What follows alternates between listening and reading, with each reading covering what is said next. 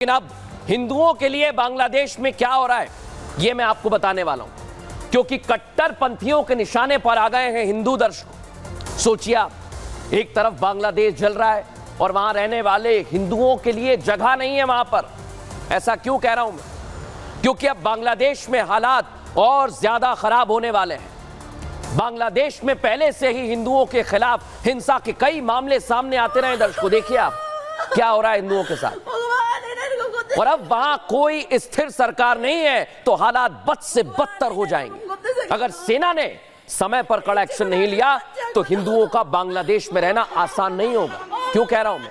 क्योंकि इस्लामिक कट्टरपंथियों के निशाने पर हमेशा से ही दूसरे धर्म के लोग हैं और बांग्लादेश में कई ऐसे कट्टरपंथी संगठन हैं जो आतंकी संगठनों की शय पर ऑपरेट करते हैं। ऐसे में सबसे बड़ा डर यही है, कहीं जो बर्ताव पाकिस्तान में हिंदुओं के साथ हो रहा है वही बांग्लादेश में ना हो जाए। लेकिन अब मैं आपको बताने वाला हूं दर्शकों, ये तस्वीर में जो आप आवाज सुन रहे थे ये उन हिंदू परिवारों की है जिनके घरों को आग के हवाले कर दिया। देखिए इस रिपोर्ट में।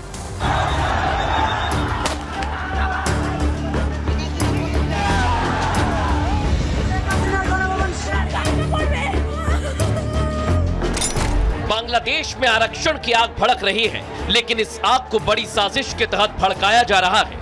पहले कट्टरपंथी छात्र संगठनों को शय देकर सरकार के खिलाफ एक बड़ी भीड़ को खड़ा किया। इस भीड़ ने राजधानी ढाका को हिंसा की आग में झोंक दिया। इस भीड़ ने कई बेगुनाहों की जान ले ली। इस आग में कई पुलिस वालों की भी हत्या कर दी गई। बांग्लादेश की सड़कों पर हथियार लेकर दौड़ रही इस भीड़ के पीछे कट्टरपंथी सोच काम कर रही है। इसी कट्टरपंथी सोच ने शेख हसीना को देश छोड़ने पर मजबूर कर दिया। पीएम हाउस में कट्टरवादी सोच से जन्मे लोगों ने कब्जा जमा लिया।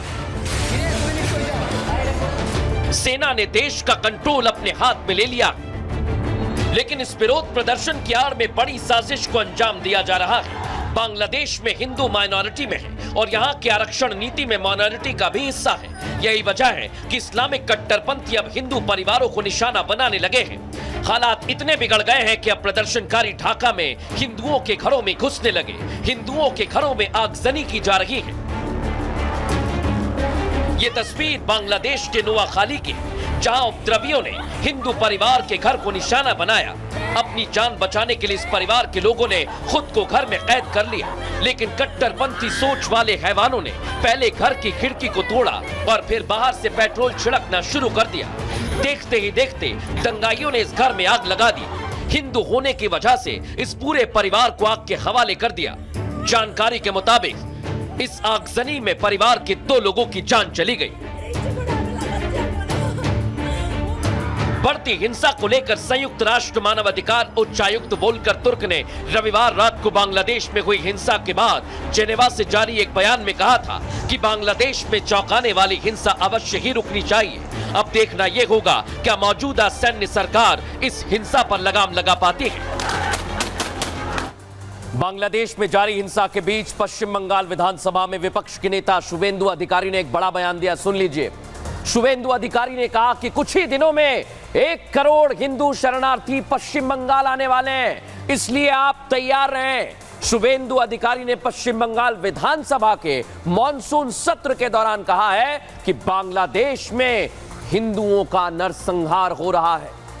आप सोचिए, उधर तख्ता पलट हुआ और हिंदू फिर से खतरे में आ गए। फिलहाल न्यूज का एक्सरे में इतना ही। लेकिन